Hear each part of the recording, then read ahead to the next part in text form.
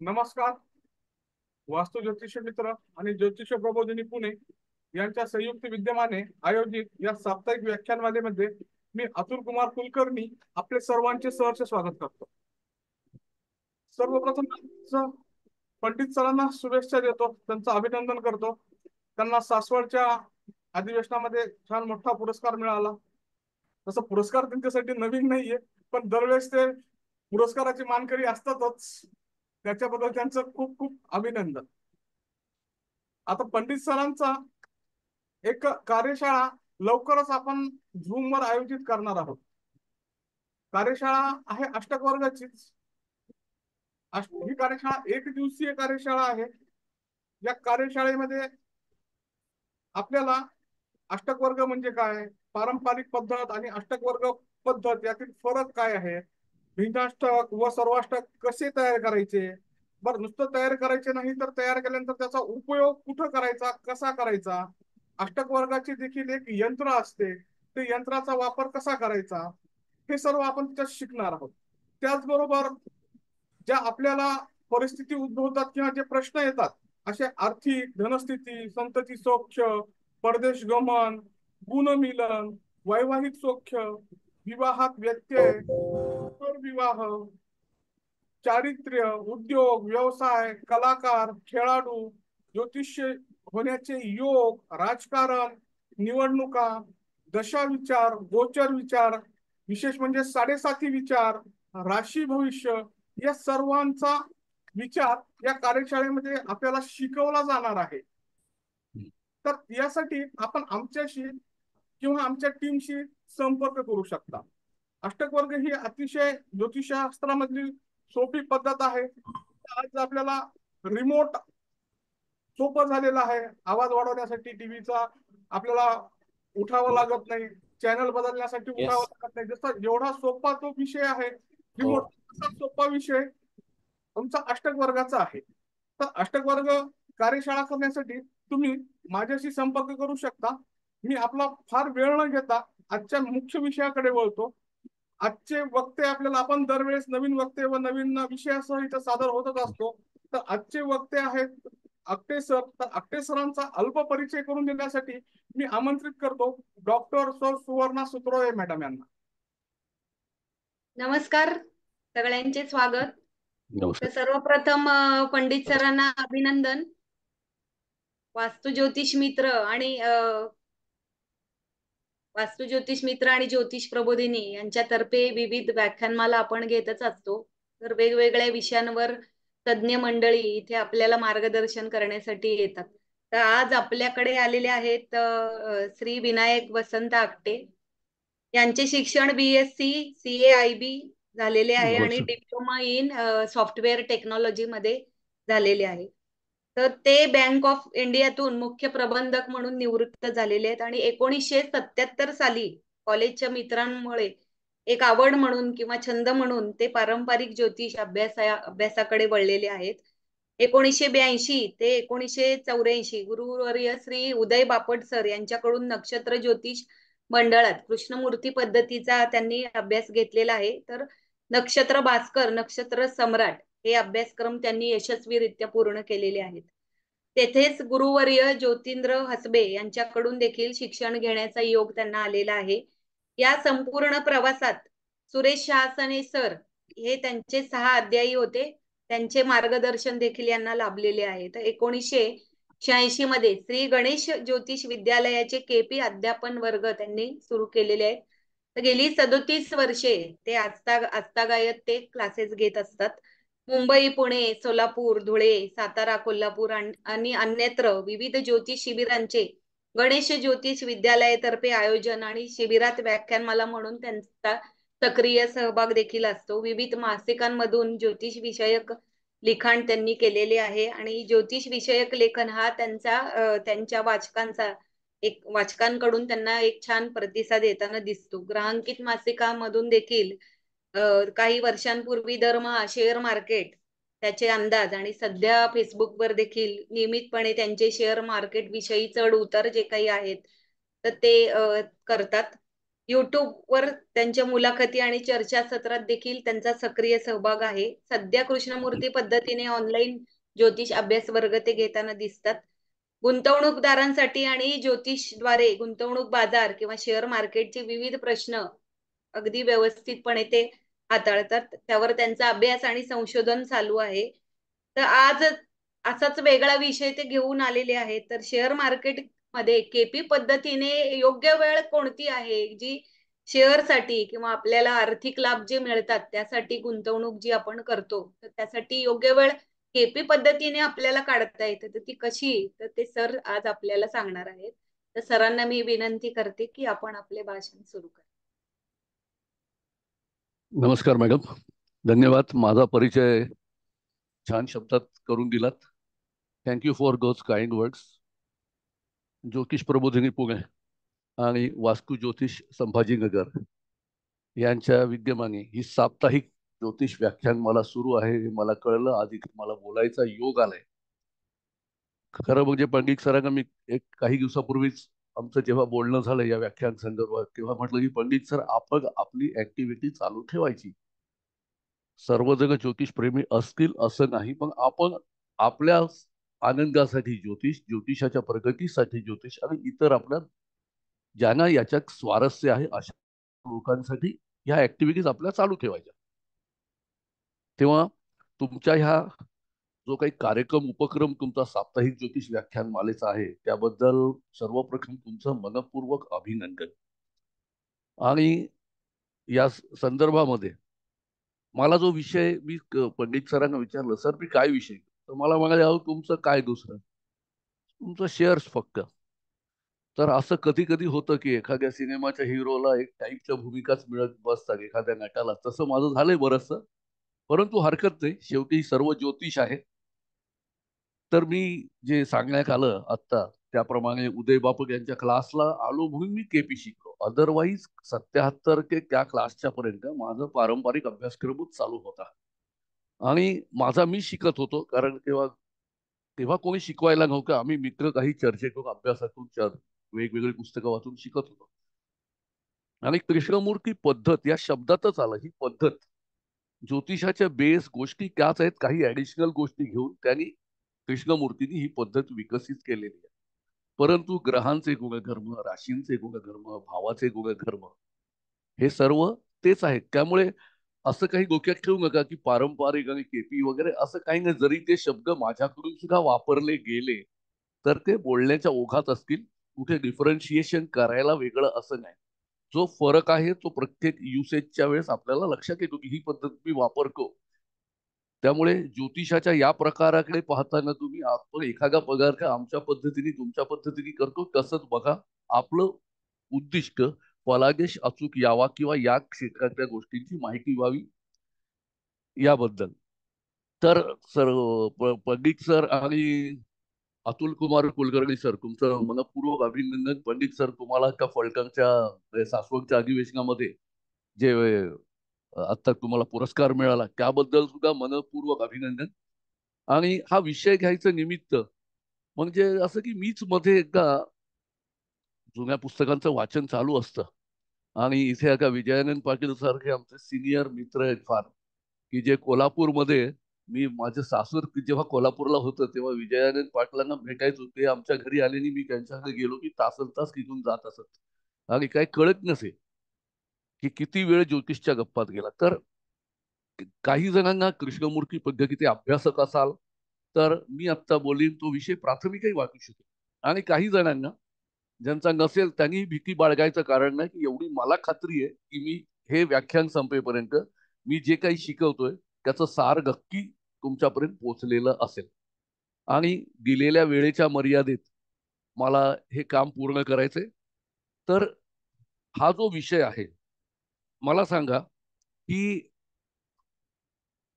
मला लाभासाठी चांगली वेळ कोणती आहे, असा एक कॉमन प्रश्न आहे.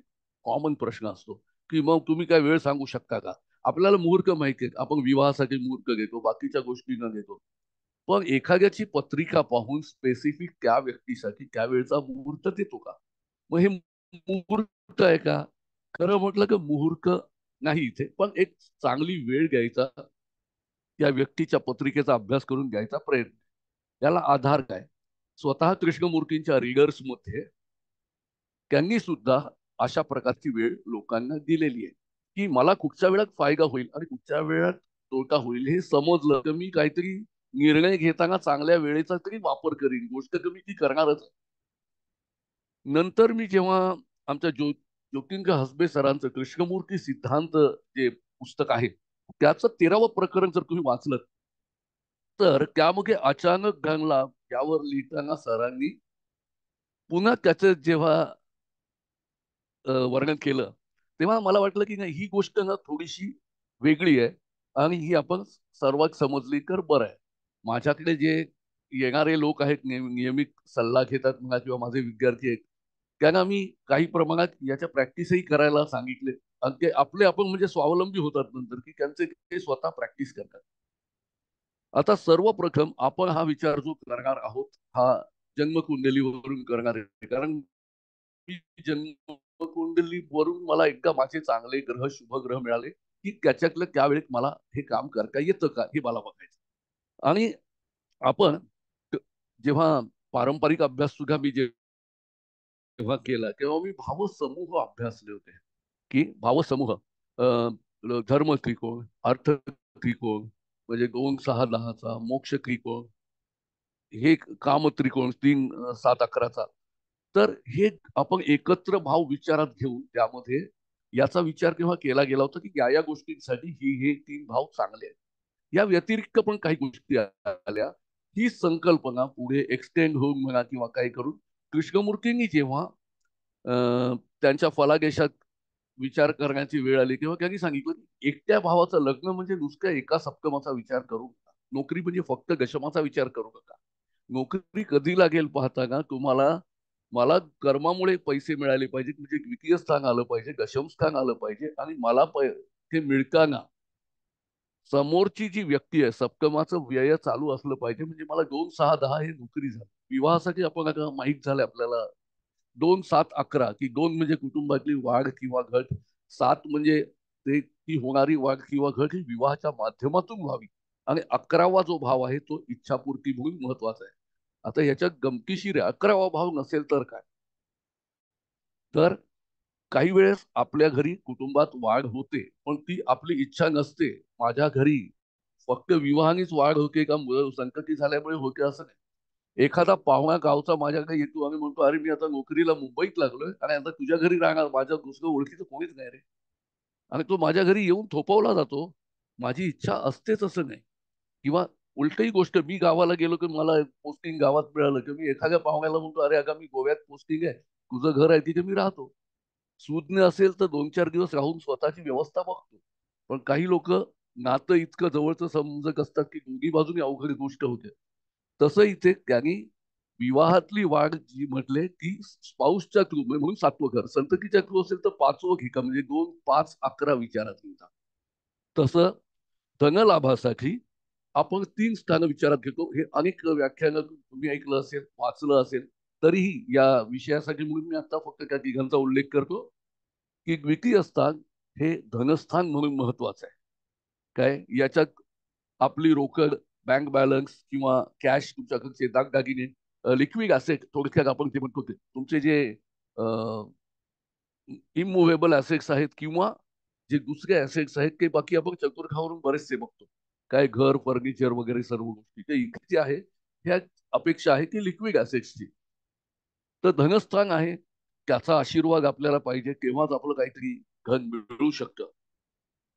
हे मिळत असताना मी आता काहीतरी व्यापार करतोय तर षष्ठस्थान मगाशी सांगितल्याप्रमाणे जे सप्तमाचं व्ययस्थान आहे म्हणून ते महत्वाचं आहे.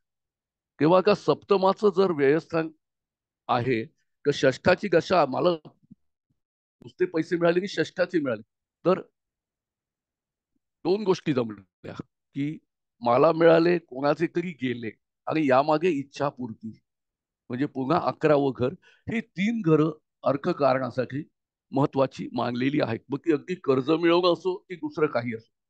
काय अर्थार्जन करताना ह्या तिघांचा संबंध आपण मानलेला आहे. मग आता मला नोकरीतून काही करायचं असेल तर कदाचित मला गष्माचा संबंध आहे, कदाचित नाही गष्माचा संबंध आहे. ही समोरच्याची ही 3 घरं, म्हणजे 7वं घर हा आपला समोरचा, तर तिथून दुसरं घर, तिथून 6वं घर आणि तिथून 11वं घर, म्हणजे 8, 12 आणि 5 ही बरोबर आपली अर्काचनात लॉस करणारी एकमेकाच्या ही दोन्ही विरुद्ध झाली. 2, 6 आणि 11 आणि समोर 8, 12 आणि 5.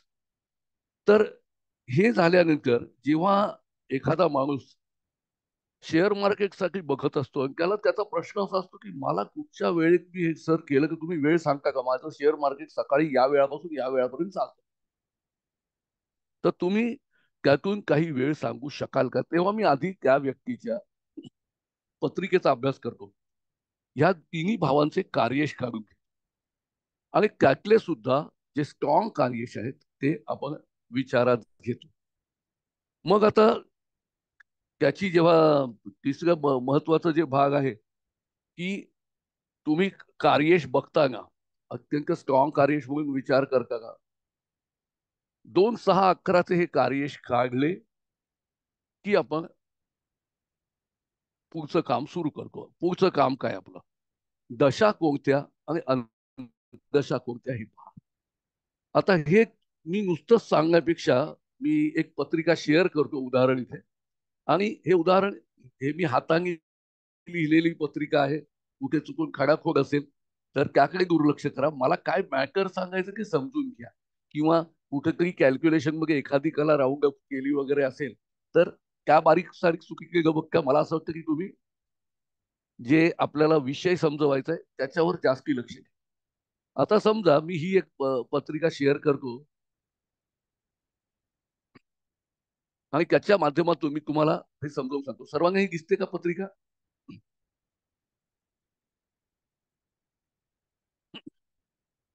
ही पत्रिका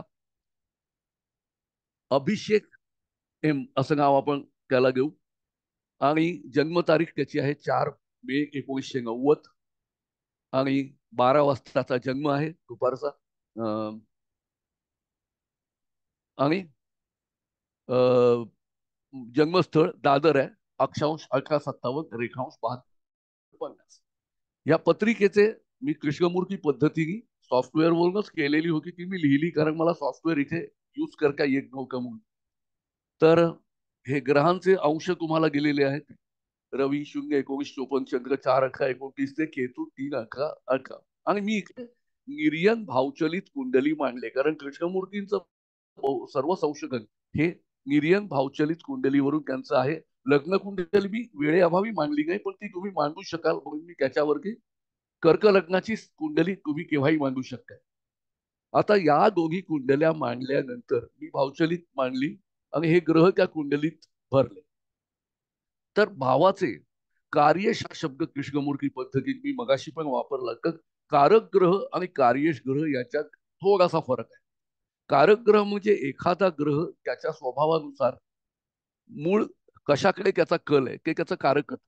आणि कार्यश म्हणजे तो तुमच्या पत्रिकेत कुठच्या भावाचं फळ देणारे तो भाव.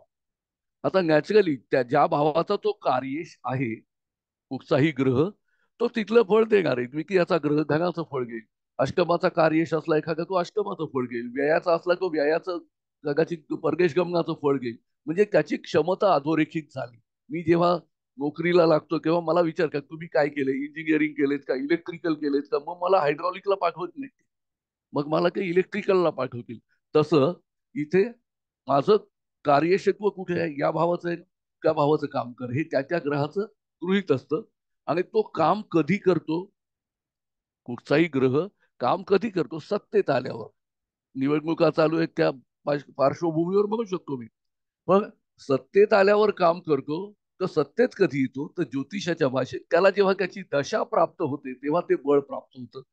दशा त्याची सुरू झाली की तो दशास्वामी म्हणून त्याला अधिकार प्राप्त होतात की तू आता जिथे जिथे कार्यश आहेस तिकडची फळं कर.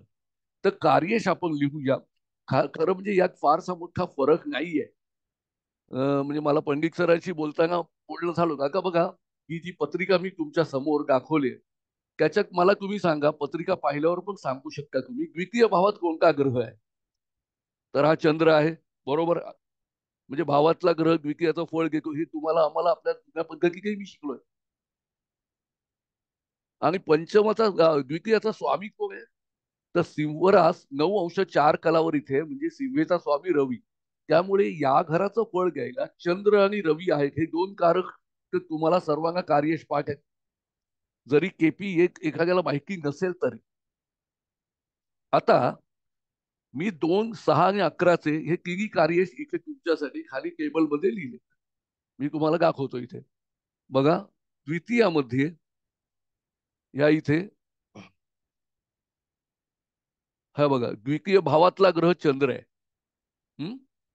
षष्ठ भावातला ग्रह शनी आहे आणि 11व्या भावात कुठचाही ग्रह नाही. तिन्ही भाव आपण इथे पुन्हा एकदा वरती जाऊन चेक करूया.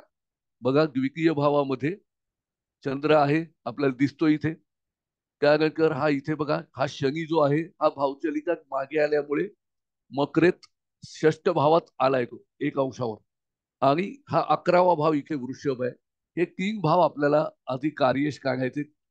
तर वृषभ या राशीमध्ये पुढे कुठचाही ग्रह इथे नाही. त्यामुळे हे 3 मी इथे लिहिले भावातले ग्रह. हे याबद्दल कोणात दुमत नसावं.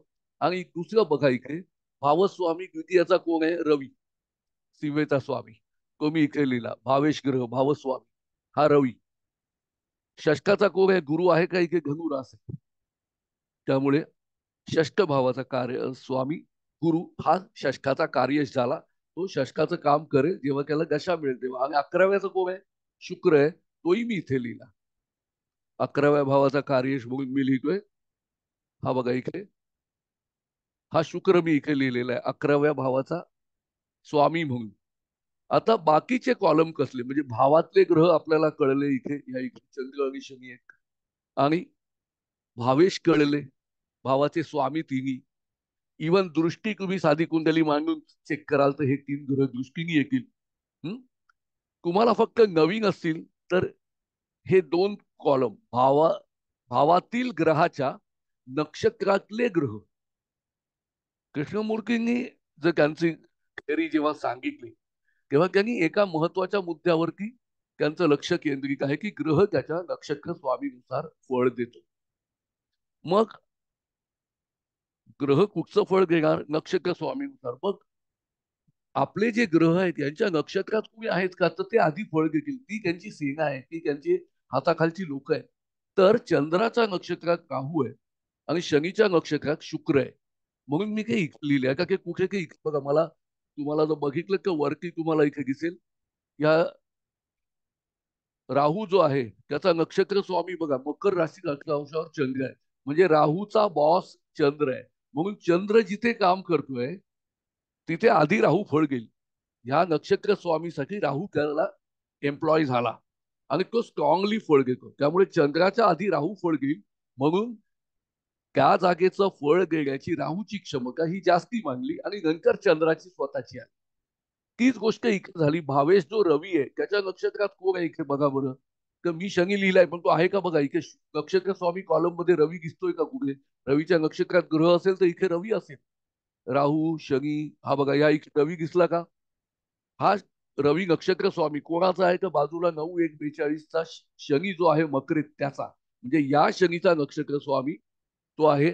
त्यामुळे इथे नक्षत्र स्वामी रवीचा शनी लिहिला. त्यामुळे आपल्याला इथे 5 कार्यश मिळाले. नक्षत्र भावातील ग्रहाच्या नक्षत्रात असल्यामुळे राहू कार्यश झाला, भावातला ग्रह चंद्र कार्यश झाला, रवीच्या नक्षत्रात आहे म्हणून भावेश रवीच्या नक्षत्रात म्हणून शनी झाला, मग स्वतः रवी झाला आणि मग दृष्टीने मंगळ झाला. याहूनही कार्यश वाढतात. पण आपण आत्ताच्या या उदाहरणासाठी इथे पाहता का मी की कुठचेही युती वगैरे ह्या गोष्टी वाढवत नाहीये काय. त्याचा विचार आपण, कारण आपल्याला प्रिन्सिपल बघायचंय.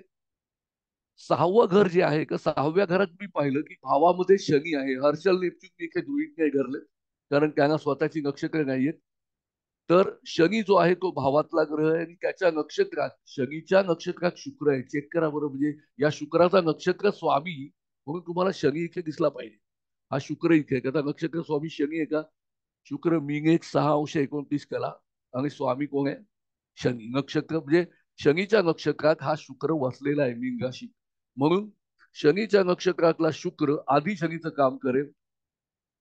इकडे पाहिलं आपण भावस्वामी गुरु आहे, पण गुरुच्या नक्षत्रात कोणी ग्रह आहे का? नक्षत्र स्वामी कॉलमला गुरु दिसतोय का? चेक करा एकदा. मी रवी पासून बघतो, हा बघा नक्षत्र स्वामी कॉलम वाचतोय. शुक्र शुक्र राहू शुक्र राहू शनी रवी चंद्र बुध. कोणीही नाही म्हणून मी इथे डॅश मारला, कोणीही नाही म्हणून मी इथे डॅश केला. आणि दृष्टीने गुरु तिथला कार्यश आहे. आणि शेवटचा भाव जो आहे त्याच्यात भावात ग्रह कोणीच नाही, म्हणजे त्याच्या भावातल्या ग्रहाच्या नक्षत्रात पण कोणीच येणार नाही, म्हणजे तिथे दोन्ही जागी ब्लँक आलं. पण भावस्वामी जो शुक्र आहे, या शुक्राच्या नक्षत्रात कोण आहे जर आपण वरती नजर मारूया, की या शुक्राच्या नजरेमध्ये तुम्हाला दिसतील. पहिलाच रवी हा शुक्राच्या नक्षत्रात, दुसरा चंद्र हा शुक्राच्या नक्षत्रात आहे. मग हा नाही, हा बघा बुध शुक्राच्या नक्षत्रात आहे. राहू शनी रवी चंद्र बुध, म्हणजे शुक्राच्या नक्षत्रात रवी चंद्र बुध आहेत, ते मी इथे घेतले. रवी चंद्र आणि बुध. आता माझ्याकडे ही अख्खी लिस्ट तयार झाली. राहू चंद्र शनी रवी मंगळ हे द्वितीयाचे कार्यश आहेत. शुक्र शनी गुरु गुरु हे षष्ठाचे कार्यश आहेत. आणि लाभाचा कार्यश मला रवी चंद्र बुध शुक्र आणि मंगळ हे मिळाले. हेच कार्यश वेगळ्या पद्धतीने लिहायचं की मी असंही लिहू शकतो, म्हणजे प्रेझेंटेशन. काही जणांना ही सवय असते की चंद्र भावातला ग्रह आहे, त्याच्या नक्षत्रात राहू आहे, जे इथे लिहिलंय तेच मी इथे लिहिलंय. पण नक्षत्रातला ग्रह मी कंसात लिहिला, जेणेकरून पाहिल्यावर तुम्हाला कळतं की हा जास्त स्ट्रॉंगर आहे. तसं रवी हा भावेश आहे, त्याच्या नक्षत्रात शनी आहे, तो मी कंसात लिहिला. आणि मंगळ हा दृष्टीचा कार्यश आहे, तो मी ॲब्रिव्हेशन मध्ये लिहिलाय, पूर्ण लॉंग फॉर्म लिहिलेलं नाहीये, इनिशियल्स म्हणतात कसं लिहिलंय.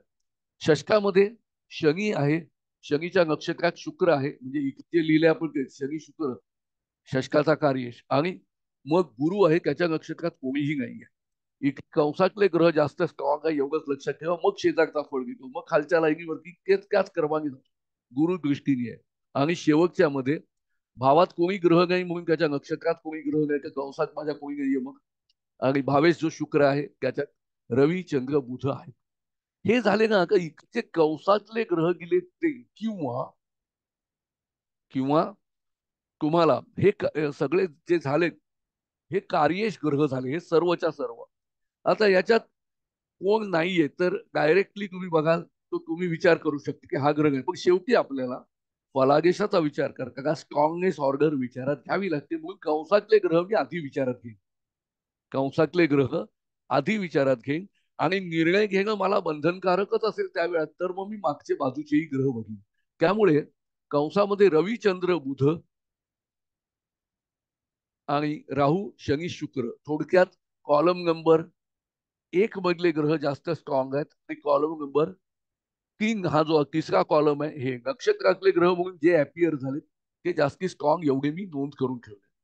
आता हे कार्यश झाले, मला ग्रह समजले की कोणते ग्रह कशा पद्धतीने फळ देत आहेत. हे कार्यश मला फळ देतील. तर यांनी आता असं सांगितलं की ही जी कुंडली आहे, ह्या कोण अभिषेकशी आपण समजतोय, तर याच्या कुंडलीमध्ये तुम्ही बघा की ह्याला महादशा कोणत्या चालू. तर त्या सुद्धा मी तुम्हाला रेडीमेड लिहिले की निवड नक्षत्रांची आपल्याला करायची. आता कुठचा दिवस, नक्षत्र म्हणजे ते चालू की सध्या त्याला मंगळ दशा चालू आहे, की 10 ऑगस्ट 2018 ते 9 ऑगस्ट 2025 एवढ्या काळापर्यंत 7 वर्ष त्याला मंगळाची महादशा. आणि या मंगळ महादशेत सध्या त्याला बघा इथे शुक्र अंतर्दशा सुरू आहे 4 जुलै 2023 ते 2 सप्टेंबर 2024. म्हणजे आपला संबंध आपल्याला आत्ता फोर्स मध्ये असणारे हे दोन आहेत, मंगळ दशास्वामी आणि अंतर्दशास्वामी शुक्र. याचा वापर दैनंदिन फलादेश घेताना कसा करायचा, तर त्यांनी त्याच्या सरांनी सुद्धा पुस्तकात लिहिलं की सर्वप्रथम त्या व्यक्तीला ज्या दशा किंवा अंतर्दशा चालू आहेत त्यांची नक्षत्र निवडा. म्हणजे दशास्वामी एक आणि अंतर्दशास्वामी दुसरा, प्रत्येकाची 3 नक्षत्र निवडली तर तुम्हाला 6 नक्षत्र 27 आपलं म्हणजे महिनाभराच्या काळात मिळतं का, 29 दिवस 29 दिवस जे काय आहे चक्कर त्याच्यात. त्यामुळे आता याच्या बाबतीत जेव्हा मी विचार करतोय तेव्हा मला मंगळ महादशा स्वामी म्हणून मी मंगळाचं नक्षत्र निवडलं. आणि मृग चित्रा आणि धनिष्ठा ही 3 नक्षत्र मंगळाची आहेत. मी लिहून ठेवली, की मृग चित्रा आणि धनिष्ठा ही किंग नक्षत्र माझी मंगळाची आहे. त्याच्यानंतर मला इथे शुक्राची अंतर्गशा स्वामी शुक्राची किंग नक्षत्र आहे. भरणी, पूर्वा, फाल्गुनी आणि पूर्वाषाढा. बरोबर. भरणी मेषेमधलं, पूर्वा फाल्गुनी नक्षत्र सिंह राशीतलं आणि पूर्वाषाढा हे धनु मधलं. तर ही जी नक्षत्र आहेत ही 6 नक्षत्र मी पहिल्यांदा निवडून नोंद करून ठेवली. आता त्याचा मला जेव्हा काल प्रश्न आला की काका मी हे कधी कुठे कसं बघू, मला जरा काही डिसिजन घ्यायचे महत्वाचे, तर जस्ट मला तुमच्याकडून टाइमचा गायडन्स सांगा आणि शक्यतो मला बेनिफिशियल होईल अशी वेळ मला काढायची. तर मी यातलंच नक्षत्र निवडणार का. काल त्यांनी जेव्हा विचारलं तेव्हा ऑलमोस्ट शुक्राचं नक्षत्र तर म्हणजे वेळ केव्हाची होती त्यामुळे कालचा दिवस त्याचा काही कामाचा नव्हता, पुढचं पाहिजे. मग मी पाहिला पुढे की 10 मे शुक्रवारी सकाळी 10:47 पासून ते शनिवारी 11 मे 10:15 मृग हे मंगळाचं नक्षत्र आहे. बरोबर आहे. आजही शुक्राचं नक्षत्र चालू का. तर रवी चंद्र मंगळ किंग नक्षत्र आपण पुढे गेलं तर आपल्याला 10 तारखेला ते मिळतंय. आता हे जर तेव्हा केव्हा 10 मेला केव्हा सुरू होतंय, सकाळी शुक्रवारी 10:47 आणि 11 मेला केव्हा संपतंय 10:15 म्हणजे 11चे 10:15 वजा 10 तारखेचे सकाळचे 10:47 हे काढलं की मला कळलं की हे नक्षत्र 23 तास आणि 48 मिनिटं आहे. ही वजाबाकी केली आहे. हातचे घ्यायचे असतील तर इथे मिनिटातून मिनिट वजा करताना आपण 60 घेतो आणि तासातून वजा नाही झालं तर 24 हातचे घेतो वर. त्यामुळे हा 23 तास आणि 28 मिनिटाचा वेळ आला. याची मिनिटं किती झाली बघा बरं. 23 तास म्हणजे 23 गुणिले 60 इतकी मिनिटं आणि मग प्लस 28 मिनिटं म्हणजे 23 सख 138 आणि 1380 मिनिटं झाली 23 तासाची आणि पुढची 28 मिनिटं मी ऍड केली की एकूण वेळ हे नक्षत्र 1408 मिनिटं सुरू झाल्यापासून आहे. आलं का लक्षात. जर हे समजलं असेल तर तुमच्या लक्षात आलं की एका ग्रहाची महादशा असते तेव्हा त्यात सर्व ग्रहांच्या अंतर्दशा येतात. तो ग्रह सर्वांना जागा देतो. तो ग्रह सर्वांना म्हणजे ह्या 1408 मिनिटांमध्ये मंगळ ग्रह सर्वांना जागा देणार आहे. मंगळाची आणि म्हणजे थोडक्यात काय बघा, चंद्र मंगळाच्या नक्षत्रात शिरला. चंद्र मंगळाच्या नक्षत्रात 10:47 शिरला. तर थोड्या वेळाने पहिल्यांदा तो त्याचा पहिला भाग जो आहे तो चंद्राचा सम जो कृष्णमूर्ती पद्धतीत आम्ही म्हणतो तो की 9 ग्रहाचे 9 सारखे भाग होत नाहीत. ते त्या नक्षत्राचे 20 दशेच्या प्रमाणात 9 भाग होतात. 10 सलग भाग झाले असते तर काय झालं असतं, 800 कलाचं नक्षत्र आहे, प्रत्येक समलॉड 80 कलेचा आला असता. तसं नाही होत. तर सीटवर बसायचं झालं, जागा माणसाला जास्ती जागा पाहिजे, बारीक माणसाला कमी जागा पुरते. तसं इथे तुम्हाला तेवढ्या मिनिटांमध्ये तुझी 120 मिनिटं ह्या प्रमाणात तुम्ही ज्या काही आहात तेवढी जागा तुम्हाला मिळेल. उदाहरणार्थ मला मंगळ नक्षत्राचा प्रारंभ झाला, मी इथे लिहिलं बघा की 1408 मिनिटाला सर्व ग्रहांना 120 दशेच्या प्रमाणात वाटायचंय आपल्याला. म्हणजे 1408 भागिले 120 केलं तर 1 वर्ष त्याची महादशा आहे, त्याला 11.73 मिनिटं मिळतील. किती 11.73. जर ग्रहाची गती बरोबर 24 तासाची असेल तर 12 अंश ही 1 वर्षाला येतात, लागू होतात. सो मला एवढं कळलं की 10:15ला आता 10:47ला जेव्हा ते सुरू झालं तिथून चंद्र भ्रमण करत करत जाईल आणि स्वतःचा सबलॉर्ड तो ज्या काही लांबीचा असेल तेवढं तो जाईल. बघ तेव्हा त्याला वेळ किती घेईल तो सब मधून जायला. काही बघा मी गणित केले. मंगळाच्या नक्षत्राचा प्रारंभ झाला या इथे, हा स्क्वेअर दिसतोय तुम्हाला. मंगळ नक्षत्र प्रारंभ अंदाजी तास मिनिट सेकंद. हे अंदाजे शब्द हा खाली कॅल्क्युलेशन केले त्याच्यासाठी आहे, मी राऊंड अप केलंय. कुठेतरी शेवटी 2 मिनिटाचा फरक आला तर त्याच्यात काही शॉक लागून घेऊ नका. कुठेतरी माझं राऊंड अप कमी जास्ती केलं असेल. तर चंद्राचा सप किती असेल. चंद्राचा सप पहिल्यांदा मंगळाच्या नक्षत्रात चंद्र आल्यावर सर्वात पहिला सप कोणाचा असेल, ज्याचं नक्षत्र त्याचा पहिला सप, ज्याची दशा त्याची अंतर्दशा पहिली. त्यामुळे मंगळात मंगळाचा सप पहिल्यांदा, म्हणून मी मंगळाचं वाटप पहिलं केलं की बाबा रे, चंद्र सप मंगळ म्हणजे त्या मृग नक्षत्रामध्ये जे नक्षत्र आपण परवाचं बघतोय त्याच्यात मंगळाचा पहिला सप 10:47 पासून सुरू केला तर किती लागेल? 7/120. मंगळाची महादशा 7 वर्ष भागिले 120 गुणिले 1408, हे अंदाजे 82 मिनिटं येतात. आणि 82 मिनिटं म्हणजे 1 तास आणि 22 मिनिटं. मी इथे लिहिलं 1 तास आणि 22 मिनिटं 10:47च्या नंतर म्हणजे 12:09 12:09 मंगळाच्या नक्षत्रात चंद्र स्वतः मंगळाच्या नक्षत्रात मंगळाच्या सब मधून जात असेल. ही वेळ झाली मंगळ सबची. हे झाल्यानंतर मी राहूचं काढलं. राहूचं 18/120 आहे. मी 7 लिहिलं की कट करा, खोडून ते 18 लिहून ठेवा. 18/120 राहूची दशा 18 वर्ष आहे. 18/120 गुणिले 1408 ती 211 मिनिटं. 211 मिनिटं म्हणजे 180 अधिक 31 3 तास आणि 31 मिनिटं. ते 15:40 आला राहूचा सण. त्यानंतर 16/120 गुणिले 1408 हा आला पुढचा गुरुच्या सब मधून चंद्र जात असेल. नक्षत्र मंगळाचंच आहे, त्यातून ग्रह एक एक एवढा वेळ पहिल्या मंगळाच्या सब मधून जायला चंद्र यांनी 82 मिनिटं घेतली. चंद्र राहूच्या सब मधून जायला त्याच्यानंतर 211 मिनिटं घेतली. गुरुच्या सब मधून जायला त्याच पद्धतीने पुढे 187 मिनिटं म्हणजे 3 तास आणि 7 मिनिटं जवळपास घेतली. म्हणजे संध्याकाळी 6:47 पर्यंत तो गुरुच्या सब मध्ये असेल. 15:40 ते 6:47. शनीच्या सब मध्ये 3 तास 42 मिनिटं आली. माझी कॅल्क्युलेशन केलेली आहे, तुम्ही हे घेतलं तर चेक करू शकता. फक्त राहूची करेक्शन करा, त्याबद्दल मला मी क्षमस्व की माझ्या लक्षात नाही आलं. मी लिहिताना मंगळाचं कंटिन्यू लिहिलं, पण ते 18/120. हे झाल्यावर की बुधाचा जो सब आहे तो 199 मिनिटाचा आलाय. आणि माझी वेळ तेव्हा काय आली बघा, बुधाचा सब संपेपर्यंत मी कुठे आलो?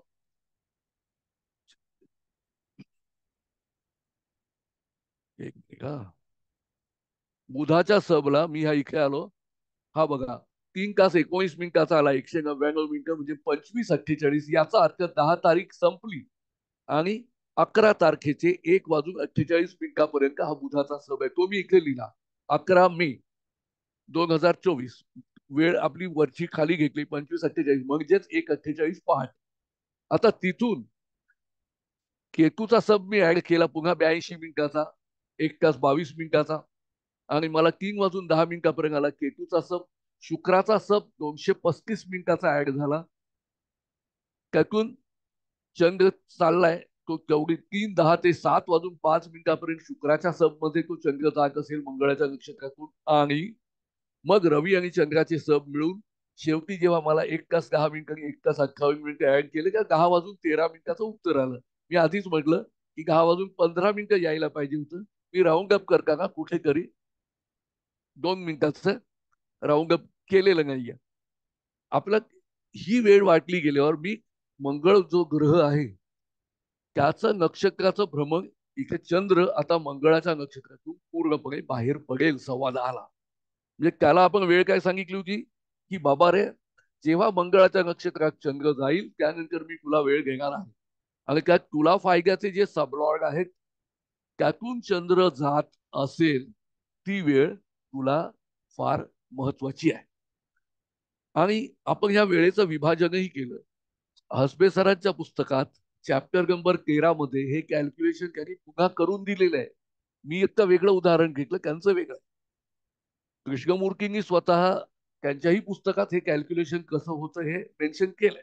आणि काही तुमच्याकडे जर सॉफ्टवेअर वापरत असाल तर सॉफ्टवेअर मधून चंद्राचे सब रेडी मिळतात, चंद्राच्या भ्रमणाचे सब. मी जे एस्ट्रो ऑफिस वापरतो त्यामध्ये ते रेग्युलर मला मिळू शकतात. सब काय सबसब पर्यंत माहिती घेतात. तर आपल्याला कळलं की कालचे 10:47 ते 11 तारखेचे 10:15 याच्यामध्ये ही वेळ मी प्रत्येकाची काढली. आता मला सांगा मला कोणते ग्रह फायदा देणार आहेत. आणि त्याला शेअर मार्केटसाठी माहिती पाहिजे. आणि हे नक्षत्रच मुळी मला मिळालं 10 तारखेला. म्हणजे 10:47 पर्यंतचा वेळ मी त्याला आधीची नक्षत्र त्याला काही मी देणार नव्हतो. महादशा स्वामींनी अंतर्दशा स्वामीची नक्षत्र द्यायचं हा नियम असल्यामुळे, कारण ते ऍक्टिव्ह असल्यामुळे अंतर्दशा स्वामी पण तेव्हा ऍक्टिव्ह होतात, हा विचार असावा त्यामागे. तर इथे आपण जेव्हा वरच्या पानावर बघितलं होतं की रवी स्ट्रॉंग जे प्लॅनेट्स आहेत, आता पहिल्यांदा मंगळात मंगळाचा सब आहे. मंगळ आपल्या ह्याच्यात स्ट्रॉंगली कुठे आलाय का? दृष्टीसाठी आलाय काय? मंगळात मंगळाचा सब आहे, तो दृष्टीने आहे म्हणून आहे. तो आपण त्याच्यापेक्षा मी ह्या राहूला वेटेज घेईन, जो सर्वात स्ट्रॉंगेस्ट आहे. एक तर नोड किंवा छायाग्रह म्हणून राहू केतू स्ट्रॉंगर असतात, आणि इथे तो याही पद्धतीने आलेला आहे की त्याचा नक्षत्र स्वामीचं काम त्याला आधी करायचंय. तर मला 10:47 नंतर पहिला सब आला मंगळाचा, आणि दुसरा आला राहूचा, तिसरा आहे गुरुचा. तर गुरु इथे आहे, कार्यच्या यादीत आहे, आणि नंतर इथे शनी आहे काय. तर मी आता इथे जेव्हा बघायला जातो तेव्हा मंगळ दृष्टीने कार्यश असताना त्याचं कारकत्व मी एवढं गृहीत धरणार नाही. मी सांगेन की स्ट्रॉंगनेस ऑर्डर जर कन्सिडर केली की मंगळापेक्षा राहू चांगला आहे, आणि याचं शेअर बाजार जो चालू असतो काय, ह्या व्यक्तीचा शेअर मार्केट जे चालू असतं हे सकाळी 9:15 सुरू झालं. अगदी तुम्ही थोडा आधी सौदे करू शकला बुक तरी गोष्ट वेगळी आहे, तरी ते तुम्हाला दुपारी 3:30 पर्यंत चालू आहे. आता 10:47 ते 1:22 12:09 मध्ये हा मंगळाचा जो सब मधून चंद्राचं भ्रमण चालू आहे, म्हणजे मंगळाच्या नक्षत्रातून आणि मंगळाच्या सब मधून. तर ते भ्रमण मी त्याला सांगेन, हा तुला चांगला पिरियड आहे, पण तुला वेळ असला तर थांब आणि राहू मध्ये बघ, कारण राहू तुला जास्त स्ट्रॉंगर आहे. आणि मग 12:09 ते 3:40 म्हणजे अप्रॉक्सिमेटली शेअर मार्केट संपेपर्यंत हे राहूचं नक्षत्र जे आहे, त्या राहूच्या सब मधून जाणारा हा चंद्र त्याला चांगलं फळ देऊ शकतो. आता तुम्ही बघितलं तर पुढचं जे आहे त्या काही स्ट्रॉंगनेस ऑर्डर मध्ये शनी जास्त स्ट्रॉंग आहे गुरुपेक्षा. त्यामुळे मग मी त्याला सांगेन, समजा तो शेअर बाजाराच्या ऐवजी फॉरेनच्या शेअर मार्केटमध्ये कुठे डील करतोय, तर त्याला मी आधी सांगणार की हे जे स्ट्रॉंग जे तुझे ग्रह आहेत ना, त्याच्यावर तू आधी लक्ष ठेव. स्ट्रॉंग म्हणजे आपण इथे पाहिले हे बाबा, हा राहू शुक्र तुला पहिली स्ट्रॉंग ऑर्डर पहिल्या कॉलम मधले स्ट्रॉंगेस्ट, ते नाही सब मिळाले तर तू हे पकड, हे नाही मिळाले तर हे कर, आणि याच्यानंतर हे कर. ही जी काही ऑर्डर त्याला आहे त्याप्रमाणे राहू नंतर शुक्र आहे. पण शुक्र उद्या पहाटे आहे. तर शुक्र केव्हा आहे बघा बरं. शुक्राचा सप इथे कार्यश कधी येतोय बघा, पुढच्या पानावर आपण लिहिलंय, तो पहाटे येतोय. आता त्यावेळेस तर आपल्या इथे तरी काही मार्केट 3:10 ते 7:05 एवढ्या पहाटे मार्केट नसतं.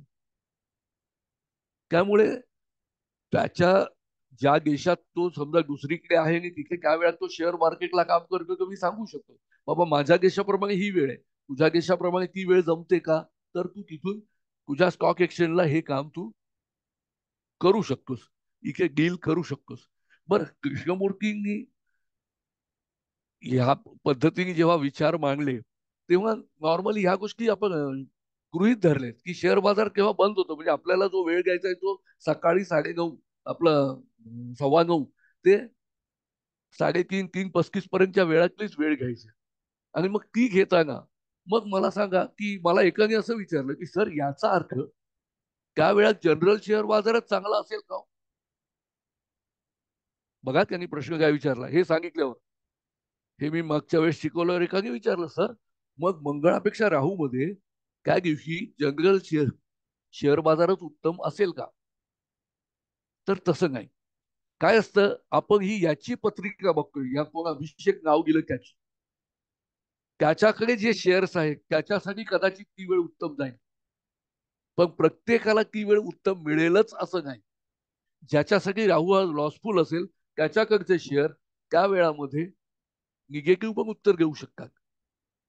याचा अर्थ एकदा का मी चंद्राची दिवसाची मुवमेंट ट्रेस करून ठेवली, आता काढली अशी काढून ठेवली, तर मला प्रत्येकाची पत्रिका पाहून हे सांगता येऊ शकतं की अरे अभिषेकला हे ग्रह आहेत, अभिषेक तू तुझा व्यवहार या वेळात कर, पण पुढचा जो आहे त्याला सांगताय की नाही तुला मंगळ बेस्ट आहे, तू मंगळामध्ये काम कर, तो जरी विकेस कसला तरी, कारण दिवस चालू असता का तोच आहे. आणि खास करून या लोकांना प्रश्न कधी येतात की काही वेळेस यांना ते सौदे त्या दिवशी किंवा ठराविक 1-2 दिवसात ते पूर्ण करावेच लागतात. तुम्ही नाही केलं तर तुमच्या अकाउंटला डेबिट करून ते व्यवहार पूर्ण होतात. अशा वेळेस याचा वापर आपण त्यांना सजेस्ट करून सांगू शकतो की तू तुझ्या ब्रोकरला सांग या वेळामध्ये जे चांगला रेट असेल तेव्हा माझं काम करून घे किंवा तू लक्ष ठेवून ते काम करवून घे. अर्थात आता कोणी मला विचारेल बाबा हे पद्धत फुल प्रूफ आहे का. आपल्याला नॅचरली एक प्रश्न विचारला जातो की जी काही पद्धत आहे ती तुमची फुल प्रूफ मेथड आहे का. तर कृष्णमूर्तींनी सुद्धा यावर प्रयोग केले होते. त्यावेळेस त्यांनी जी काही उदाहरणं सोडवलेत तर त्यांनी त्या लोकांना सांगितलं की रात्री आता शेअर बाजार चालू नाहीये पण तुम्ही कुठे काही जण मग आम्ही पत्ते खेळतो त्या वेळात मग आम्हाला मग त्यांना तुम्हाला चालेल पण याचा अर्थ आपण लोकांना सांगत नाही होत की तुम्ही हे करा किंवा कोणाला एखाद्याला तुम्ही दुसरं काही सांगितलं तुला त्यावेळेत दुसरा व्यवहार कर तुझा तो तुझा फायदेशीर त्यावेळात होऊ शकतो. धनलाभ यायचा आहे. अगदी आम्ही जेव्हा माझ्या कंपनीची कामं करताना असता आम्ही आता आफ्टर रिटायरमेंट आमच्या फॅमिली फर्मचे आम्ही मुद्दाम परदेशातल्या कंपनीला हा सब पाहून कॉन्टॅक्ट करतो आणि त्यावेळेस आमचं काम जास्त स्मूथली होतं. हा माझ्या घरात ही गोष्ट आणि हा नियम मी वापरतो की आम्ही काही बाहेरच्या क्लायंटशी जेव्हा कामं करत असतो त्यांच्याकडून पैसे मागायचे असतात तो ते पैसे कधी येणार कसे येणार त्यावेळेस मी ह्या पद्धतीने मार्गदर्शन करतो आणि तेव्हा ते फळ येतं. एक कळीचा प्रश्न इथे असेल ज्याचं उत्तर मी मगाशी दिलं की बाबा स्वतः दशास्वामीनी अंतर्दशास्वामी जर फळ देणारे नसतील तर काय. तरीही त्याच्यातले एक लक्षात घ्या तुम्ही कुठच्याही गशेतले कुठच्याही अंतर्गशेतले जरी ह्याचा विचार केलात तरीही शुभ भ्रमण हे शुभफळ त्यातल्या त्यात शुभ देतं. मंगळात जे काही फळ मिळणार आहे मंगळ दशास्वामी म्हणून काहीतरी फळ देणार आहे. तो नुकसानकारक असला तर नुकसानही देणार आहे पण तो त्याचं गोळाबेरीज नुकसान असेल स्टार्ट पासून एंड पर्यंत. या गोळाबेरजेमध्ये फायद्याच्या बरोबर वेळा कळल्या तर तेवढ्या वेळात काम करा बाकीच्या वेळात कंट्रोल करा स्वतःला. त्याचा फायदा होऊ शकतो का. आणि ही गोष्ट मी रीडर मध्ये पण जेव्हा वाचली आणि त्यानंतर हसबे सरांच्या पुस्तकात वाचली. हसबे सरांनी लिहिलंय की लोक त्यावेळेस रेसकोर्सला जायची आणि रेसकोर्सचे ऑफिशियल बेटिंग तेव्हाही होतं. मग रेसकोर्सला जाता मी कुठच्या रेसला पार्टिसिपेट होऊ तेव्हा सरांनी त्याला उत्तर दिले त्याच्यात की 3:51 पर्यंतच्या रेसला तू पार्टिसिपेट व्हायचं नाही तुझा सब चुकीचा चाललाय. 3:51च्या नंतर चंद्र योग्य त्या सब मध्ये जातोय म्हणजे ती वेळ तुला फायदा देऊ शकते आणि तू त्याचा बेनिफिट घेऊ शकतो. तर मी जास्त करून याचा वापर माझ्या शेअर मार्केटच्या क्लायंटसाठीच करतो दुसऱ्या कोणासाठी किंवा आमच्या वैयक्तिक मित्रमंडळीतून काही क्वेरीज असल्या क्लायंट्स कडून कशा क्वेरीज असल्या तरच आम्ही करतो. बरं हे करत असताना एक गोष्ट नक्की सांगतो मी त्यांना की बाबा रे don't go blindly after it. आपण ज्योतिष आहोत ज्योतिष शास्त्रातली प्रगती करायच्या दृष्टीने विचार करतोय आपल्याला जास्तीत जास्त उदाहरणं आपल्याकडे जमा व्हावी हा हेतू आहे. तर तुम्ही सुद्धा हे करत असताना जागे राहून हे करा. काही वेळेस पत्रिकेतल्या छोट्या चुकांमुळे ग्रहांची स्थानं बदलतात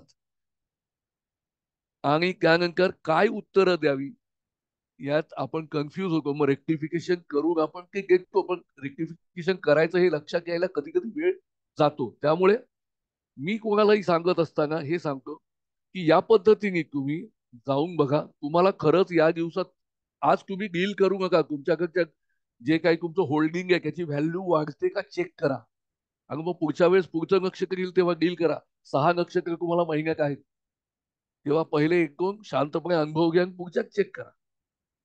सो याचा उपयोग शेअर मार्केटमध्ये दैनंदिन जे ट्रेडिंग करतात त्या लोकांना होऊ शकतो. पण त्यांच्या ट्रेडिंगचा प्रकार हा त्यांना माहिती असतो त्यातल्या खाचा खोचा आणि हे याचं एकत्रित वापर करून जर केलं तर तुम्ही त्यापासून फायदा मिळवून घेऊ शकता. आणि हे करत असताना एक बेसिक प्रश्न होतो अरे ज्योतिष हे काय ज्योतिष या पर्पजसाठी घ्यायचं आहे. ज्योतिष अध्यात्मासाठी अगदी 100% मान्य आहे. आपली आध्यात्मिक उन्नती आध्यात्मिक प्रगती यासाठी ज्योतिष आहे. पण आपण जिथे जगतो तिथे व्यवहार अनिवार्य आहे. त्यामुळे मी जर उद्या भिकारी झालो आणि जर मी जगाला काही सांगत बसलो तर माझं कोणी ऐकणार नाही. मला माझ्या दैनंदिन जीवन जगण्यासाठी, उपजीविकेसाठी आपण प्रत्येक जण काही ना काही करत असतो. कोणाला पेन्शन असेल, पण कोणाला रिटायरमेंटच्या नंतरही कामं करत असतात लोक. सो मी असं म्हणणार नाही की पैसा नकोच. त्याचं जितकं महत्व आहे, कमीत कमी महत्व त्याला ठेवून तुम्ही हे वापरा. पण जर तुम्हाला अर्थसाधन करताना याचा उपयोग झाला आणि या पद्धतीने जर तुम्ही काही स्वतःचं, इतरांचं कल्याण करू शकलात, तर मला वाटतं आज इथे येऊन मी जे भाषण आपल्यासाठी दिलंय त्याचा मला मनस्वी आनंद होईल. इकडे येऊन मला आज या विषयावर बोलायला दिलं त्याबद्दल Pandit sir, Atul sir, madam सर्वांचं मनपूर्वक सर्वांना धन्यवाद. नमस्कार. मॅडम खूप छान झालं सर. Thank you sir. म्हणजे निश्चितच श्रोत्यांना याचा लाभ होणार आहेच. वेळ ही लाभाचीच होती आजची, आमच्यासाठी तरी लाभाची होती. येस सर, मलाही हा विषय अचानक मिळाला. बरोबर सर, धन्यवाद धन्यवाद. मी आता पुढील कार्यक्रमाकडे वळतो. हा, समारोप सत्रासाठी गुरुवर्य प्रदीप पंडित सर यांनी 2 शब्द बोलावेत. पंडित सर.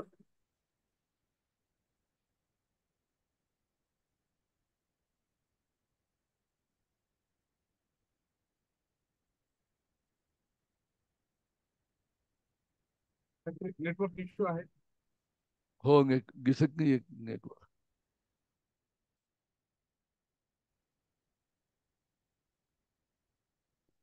त्याचा माईक माईक ऑफ आहे. हा हा, माईक आहे, व्हिडिओ दोन्ही ऑफ आहे.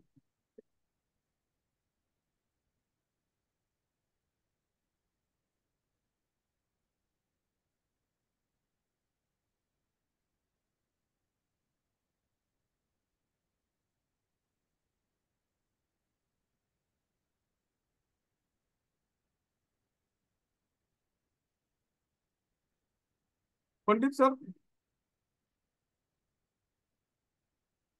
फोन करून बघा. हो हो.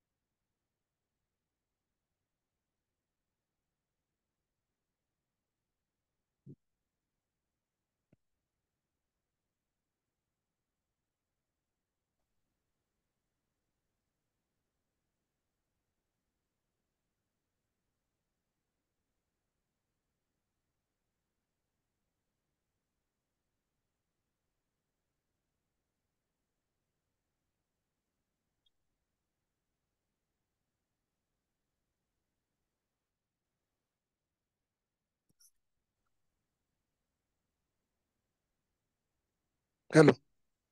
हा बोला सर. हा, पंडित सरांचा आवाज येत नाही. प्रतिक्रिया अच्छा. नागरगोजे सर, प्रतिक्रिया द्या तुम्ही. हॅलो. हा येस येस सर. सर, थोडं लेट म्हणजे खूपच लेट जॉईन झालो मी. पण आजच्या इन्व्हेस्टमेंट अँड सेकंड इन्व्हेस्टमेंट हा जो रोजचा प्रकार आहे, तर या प्रकारामध्ये शेअर्स मार्केटच्या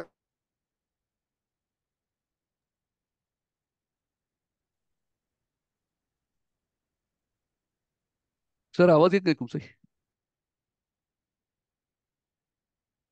नेटवर्क प्रॉब्लेम आहे त्यांच्याकडे पण. नागरगोजे सर तुमचा. हॅलो, येतोय आवाज? हा, आता आवाज येतोय. येतोय. अतिशय सुंदर सुंदर झालं सर व्याख्यान. कारण इन्व्हेस्टमेंटच्या संदर्भात, या स्पर्धेच्या आणि धक्काधक्कीच्या आणि इनसिक्युअर जे आर्थिक जीवन आहे सध्याचं, कितीही श्रीमंत असला किंवा गरीब असला तरी हो. त्याला प्रॉपर इन्व्हेस्टमेंट होणं आणि प्रॉपर उत्पन्नाचे साधनं त्याच्या हाताशी असणं ही काळाची गरज आहे. आणि त्याच्या संदर्भामध्ये अशी व्याख्यानं अतिशय आवश्यक आहेत. हो sir. Thank you very much sir. Thank you sir. Thank you.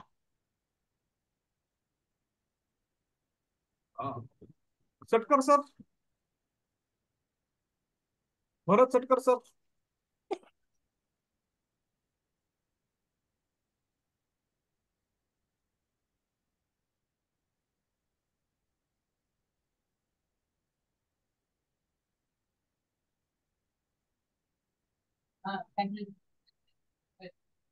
Chatkar sir, video चालू करा. समारोप आणि आभार करावे अशी मी तुम्हाला विनंती करतो. नमस्कार. आज आपल्याला लाभलेले वक्ते यांनी एका वेगळ्या विषयावरती अतिशय मार्गदर्शकपर असं व्याख्यान दिलं की केपी पद्धतीने अर्थलाभाची वेळ ही दिवसातून आपण त्या नक्षत्राधारे कशी निश्चित करू शकतो याचं एक अत्यंत उद्बोधक आणि मार्गदर्शक असं विवेचन आपल्याला त्यांनी दिलं. आपल्याला व्यासपीठ उपलब्ध करून देणारे ज्योतिष प्रबोधिनी पुणे व वास्तू ज्योतिष मित्र संभाजीनगर यांचे मी आभार मानतो. आज आपल्याला लाभलेले वक्ते आदरणीय आपटे सरांचे मी आभार मानतो. त्याबरोबर गुरुवर्य पंडित सरांचे आभार, सूत्रसंचालिका सुत्रावे मॅम यांचे आभार, उपस्थित सर्व ज्योतिष प्रेमींचे आभार. धन्यवाद. धन्यवाद सर. धन्यवाद सर. पंडित सरांचे विशेष आभार. मी बोलतो नंतर त्यांच्याशी.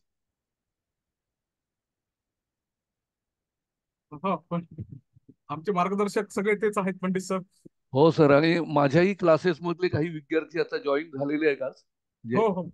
आज थोडंसं वर्किंग याच्यामध्ये लोकांना सर्व नाही जॉईन होऊ शकले, पण काही तिघे चौघे आलेत. हरकत नाही. आपण त्यांना नावं दिसली मला.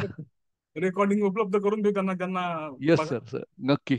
आणि त्यांना सांगितलंय की यापुढे पण हा कार्यक्रम ओपन असेल किंवा काय तुमच्या मेंबरशिप वगैरे असली तर they can also join. Yes sir. Yes sir. आपली चळवळ वाढली पाहिजे सर. येस. बिलकुल. धन्यवाद सर. धन्यवाद. उपस्थित सर्वांचे मी आभार मानून आता मीटिंग संपवतोय. धन्यवाद. थँक्यू.